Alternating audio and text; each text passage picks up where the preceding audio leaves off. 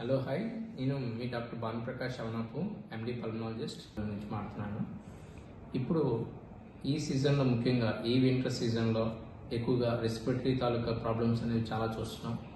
అదేవిధంగా asthma, COPD, అలాగే ఎలర్జీస్తో బాధపడుతున్న వాళ్ళకి ఎఫెక్ట్ అనేది సివియారిటీ కూడా చాలా ఎక్కువ అవుతుంది. ముఖ్యంగా ఈ ఎలర్జీస్ అనేవి మనకి ఈ కోల్డ్ క్లైమేట్లో ఎక్కువగా ట్రిగర్ అవుతూ ఉంటుంది.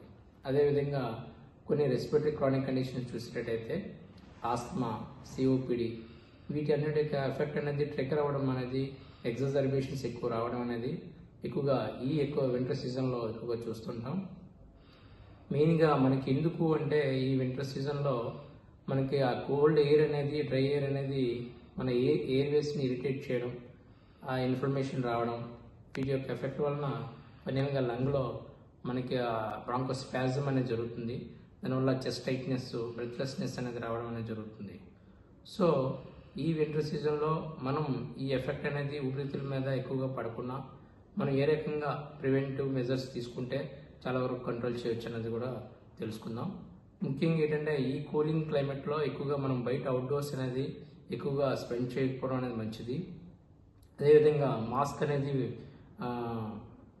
మాస్క్ అనేది వాడడం కూడా చాలా వరకు ప్రొడక్షన్ అనేది ఉంటుంది. అయితే asthma, COPD conditions, respiratory problems ఉన్న వాళ్ళు ప్రాపర్ మెడికేషన్ అనేది యూజ్ చేయడం చాలా ఇంపార్టెంట్. ఇన్హేలర్ యూజ్ చేయడం చాలా ఇంపార్టెంట్. అదేవిధంగా మనం చాలామంది చేసే మిస్టేక్ ఏంటంటే ఈ వింటర్ సీజన్ కాబట్టి వాటర్ అనేది చాలా తక్కువగా తీసుకుంటారు. సో వాటర్ అనేది కూడా చాలా చాలా ఇంపార్టెంట్. హైడ్రేటెడ్గా ఉండడం అనేది చాలా ఇంపార్టెంట్. ఎందుకంటే మనకి ఈ ఎయిర్వే మ్యూకస్ మెంబ్రెయిన్ అంతా కూడా డ్రై అయిపోవడం వల్ల కూడా చాలా వరకు ఈ వైరల్ ఇన్ఫెక్షన్స్ అనేవి ఎక్కువగా స్ప్రెడ్ అవ్వడానికి ఎక్కువ ఛాన్స్ ఉంటుంది. కాబట్టి హైడ్రేషన్, వాటర్ ఇంటేక్ అనేది తీసుకోవడం చాలా ఇంపార్టెంట్.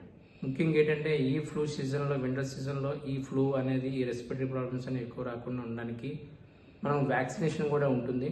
చిన్నపిల్లలకే కాదు, పెద్దవాళ్ళకి కూడా రెస్పిరేటరీ వ్యాక్సిన్స్ కూడా ఉంటాయి.